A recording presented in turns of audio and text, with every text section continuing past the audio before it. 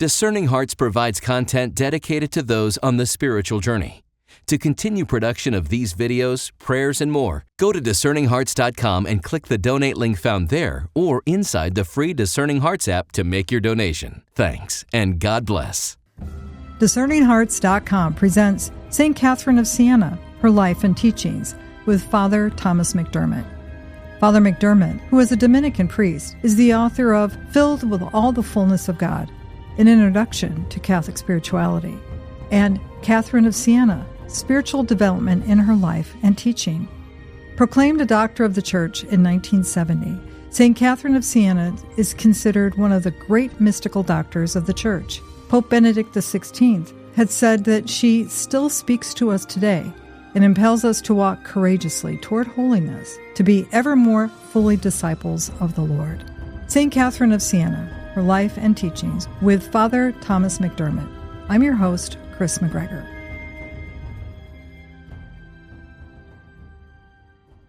Father McDermott, thank you so much for joining me.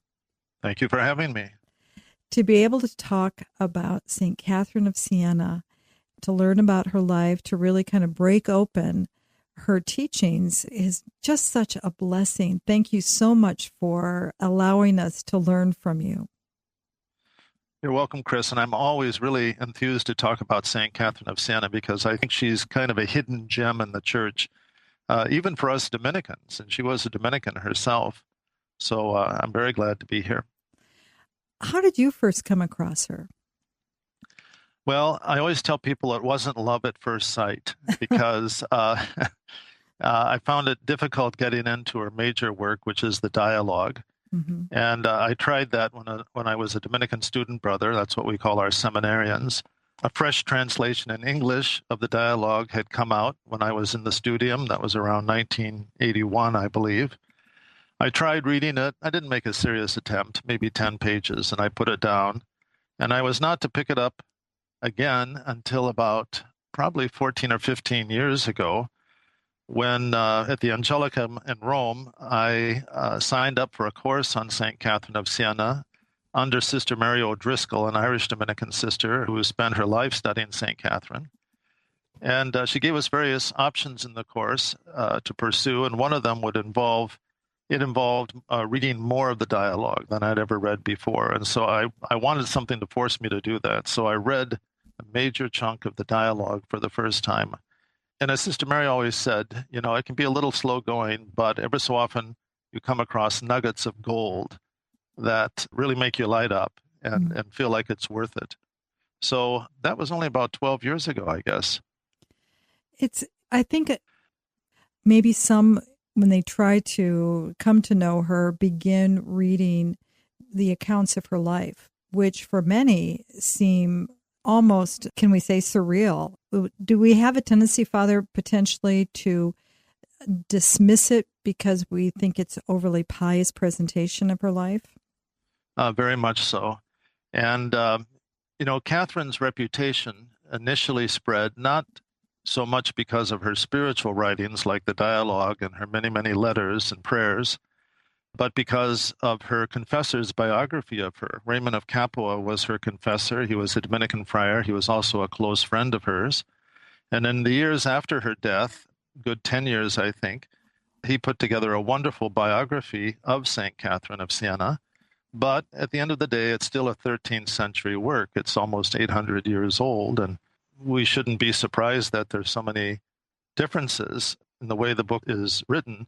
I suppose what's more surprising is that there aren't more differences. But Catherine's reputation spread principally because of Raymond's biography of her, which is still in print. And indeed, there are things in that biography, as we should expect, if we're knowledgeable of differences in the various phases of history, that can be jarring and can put you off.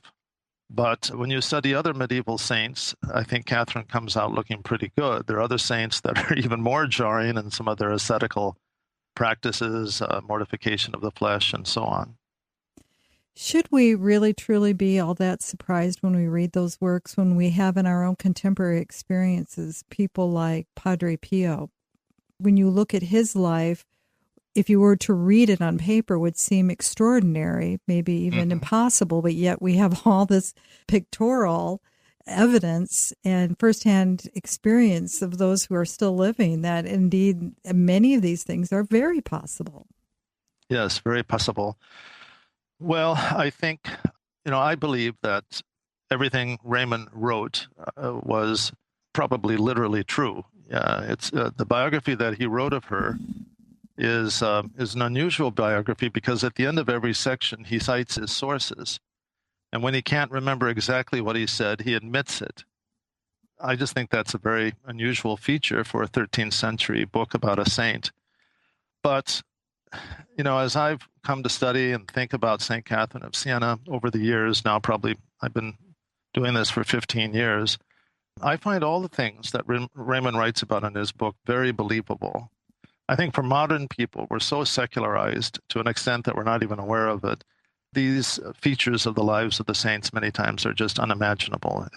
We've lost that sense of the supernatural and the transcendent. I think it's important to just remind folks just how respected Raymond of Capua was of his time. This was a man who rose in the ranks of the Dominican order. That's right.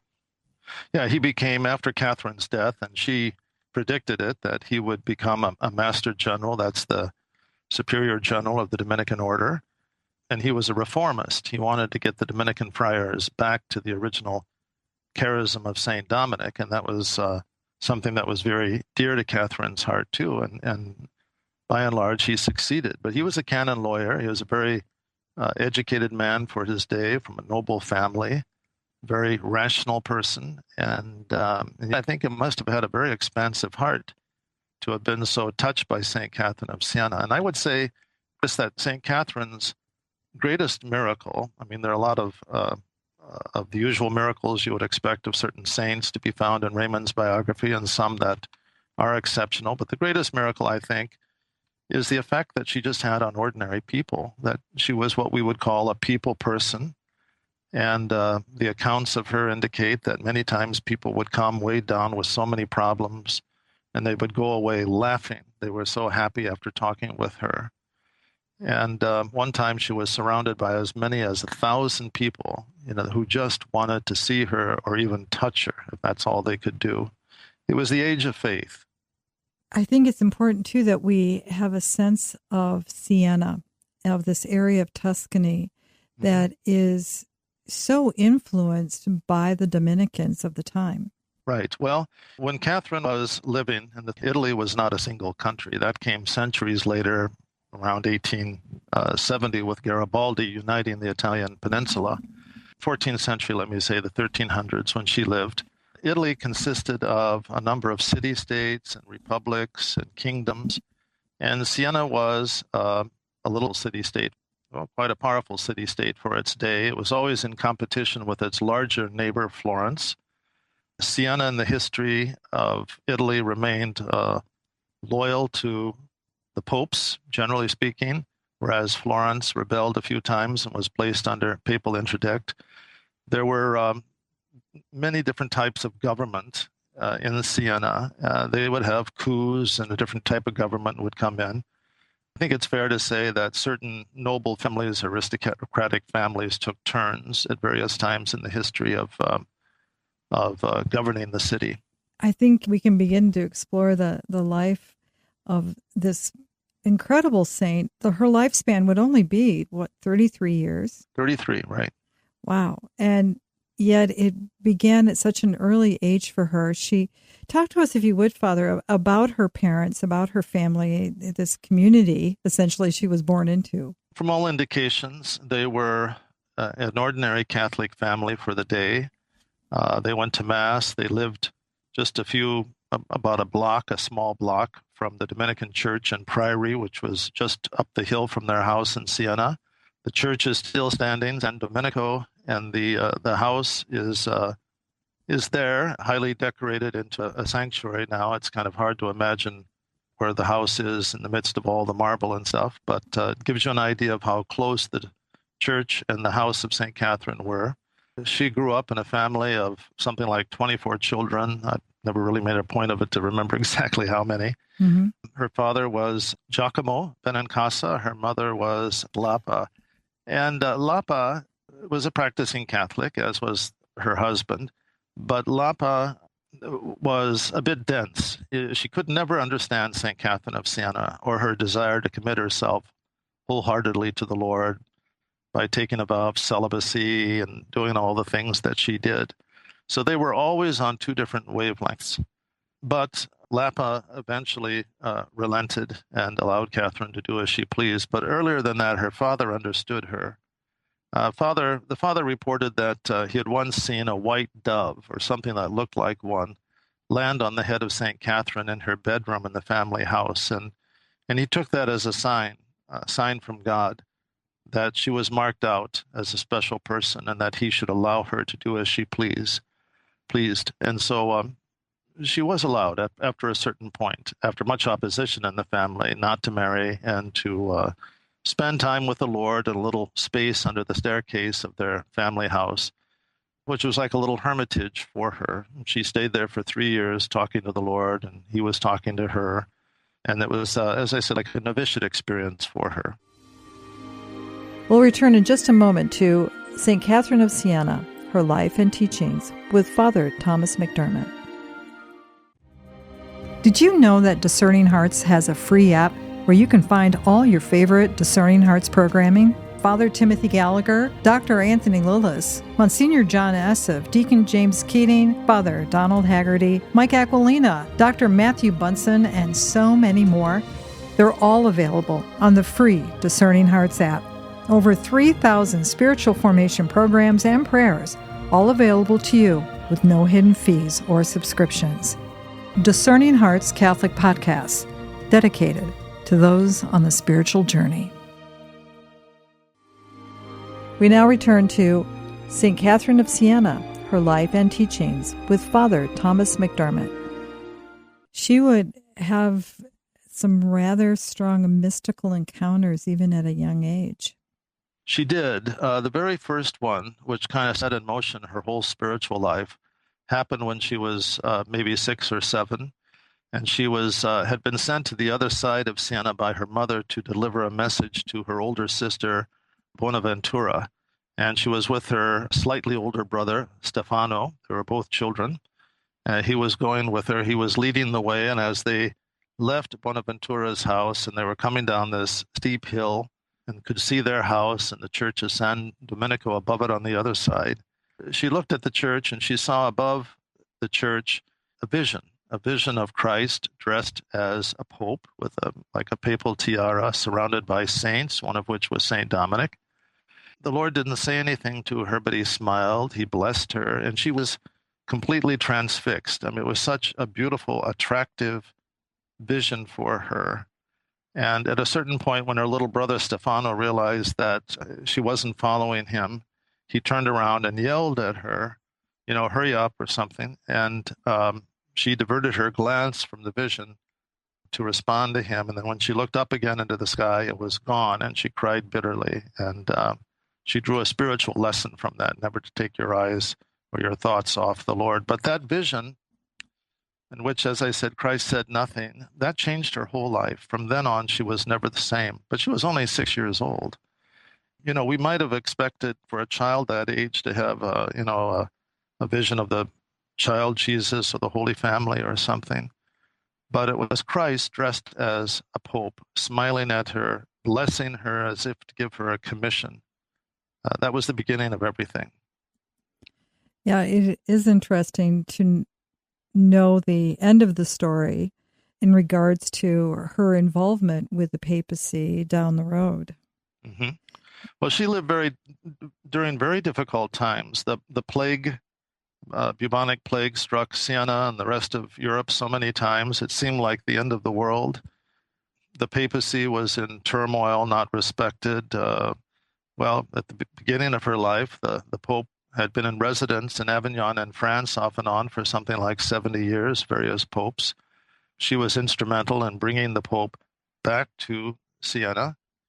And but then after that, things in a sense got worse for the papacy. And by the time she died in 1380, there were actually 3 popes, or 1 pope and 2 anti-popes. So it was a very confusing time in which to live. And yet, when you read her letters, she's so positive. There was nothing cynical or depressing about her at all. She's always very positive and optimistic. You've written in the past on this particular moment in her life that the flame of love of God had been enkindled in her heart. Mm-hmm. That Raymond felt that was an important thing to put into the biography. Right. And that flame was never extinguished. It always continued to burn in her heart to the end of her life. I wonder, Father McDermott, if there are those children today that have those kind of encounters, maybe nothing as profound as what Catherine experienced, but yet how would we ever know? Because I wonder if we steep our children in that awareness of the holy, like mm-hmm. Catherine seemed to have been. Mm-hmm.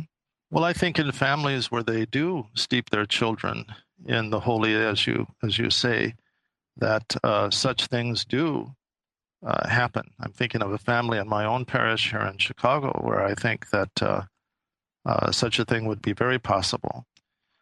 Back in the Middle Ages, I think in my opinion, the opinion of others far more learned, the Middle Ages was really kind of the highlight of human civilization. There was just more oxygen in the air when it came to faith and the supernatural. And I think we do it a disservice if we describe it all as superstition. It wasn't. Some of it drifted over into that, but on the whole, the faith that produced the medieval Gothic cathedrals, the chants, and particularly the beautiful array of saints we have, all one different from another, those are the effects of genuine faith. And I think families who support that kind of atmosphere of the sacred, that it could happen again, and it's probably happening now. And I would say it's probably happening now in places like Africa, in Christian and Catholic families. I lived myself nearly 20 years in Lagos, Nigeria. I can imagine it happening in places like that are not so touched by the secularist worldview that sees everything in a kind of materialist way.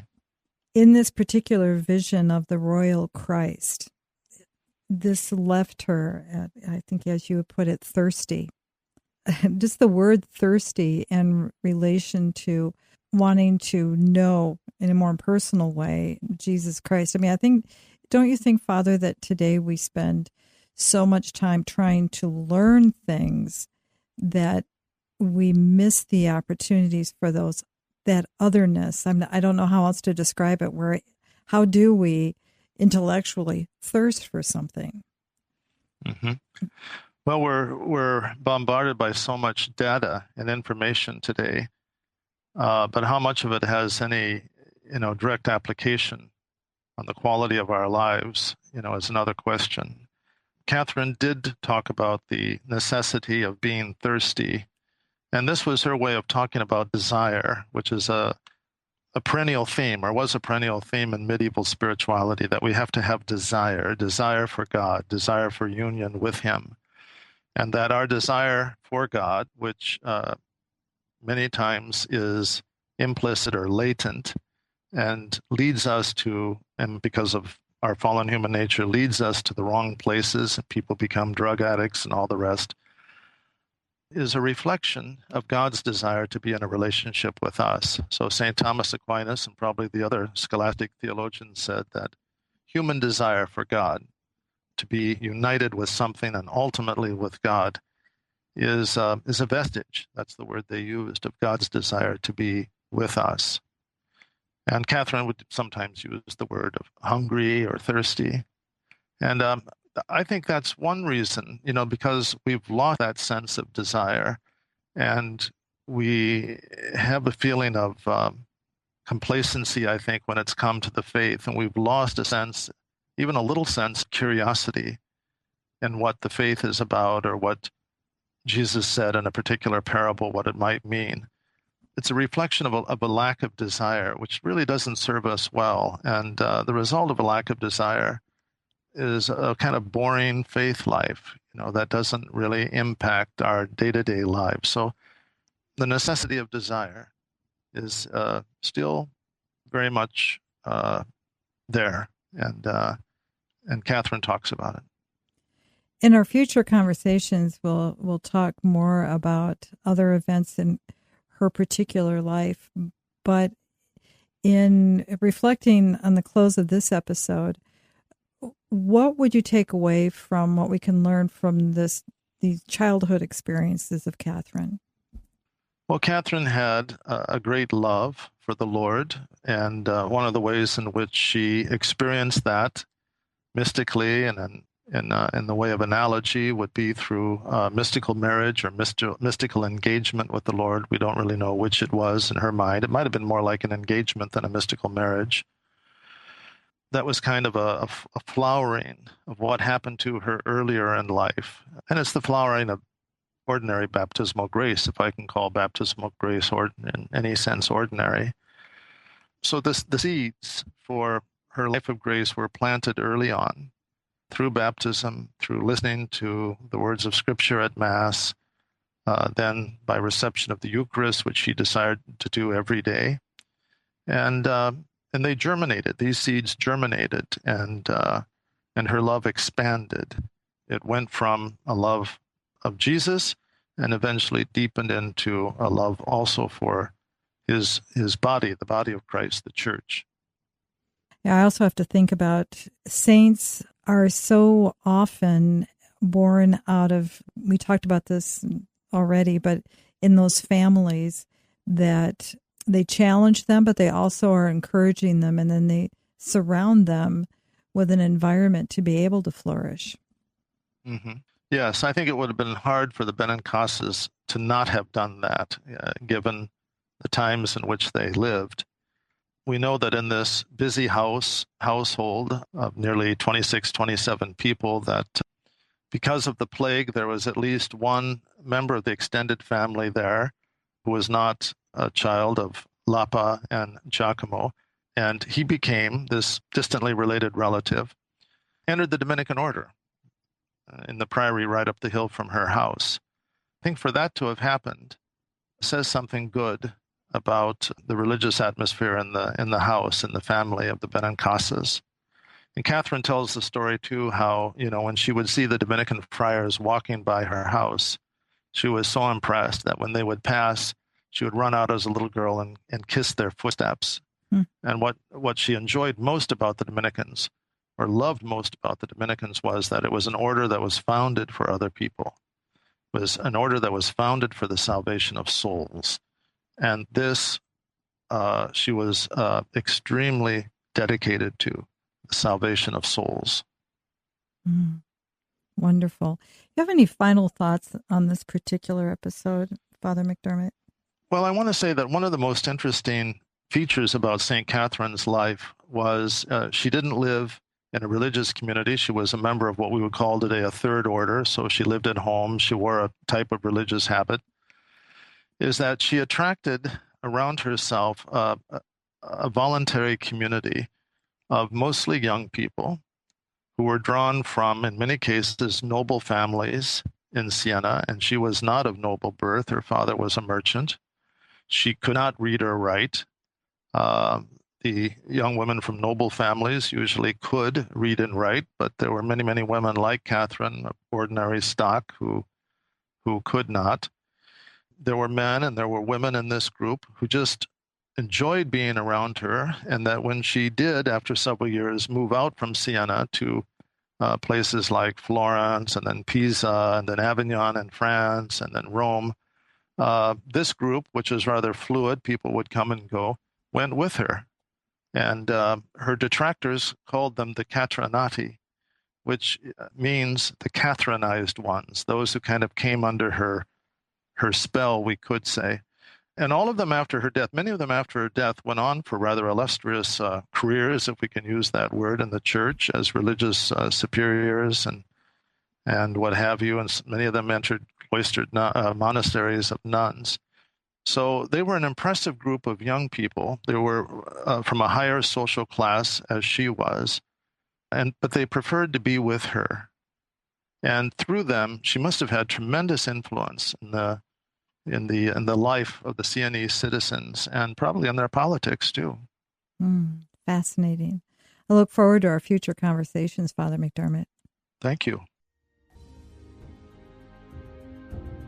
You've been listening to St. Catherine of Siena, Her Life and Teachings with Father Thomas McDermott. To hear and or to download this conversation, along with hundreds of other spiritual formation programs, visit discerninghearts.com, or you can find it within the free Discerning Hearts app or wherever you download your favorite podcasts. There, too, you'll find Discerning Hearts reflection questions for personal or group use to enhance your experience of this podcast. This has been a production of Discerning Hearts. I'm your host, Kris McGregor. We hope that if this has been helpful for you, that you will first pray for our mission, which is to offer rock-solid and authentic spiritual formation freely to souls around the world. And if you feel us worthy, please consider a charitable donation, which is fully tax-deductible, to help support our efforts. But most of all, we hope that you will tell a friend about discerninghearts.com and join us next time for St. Catherine of Siena, Her Life and Teachings with Father Thomas McDermott.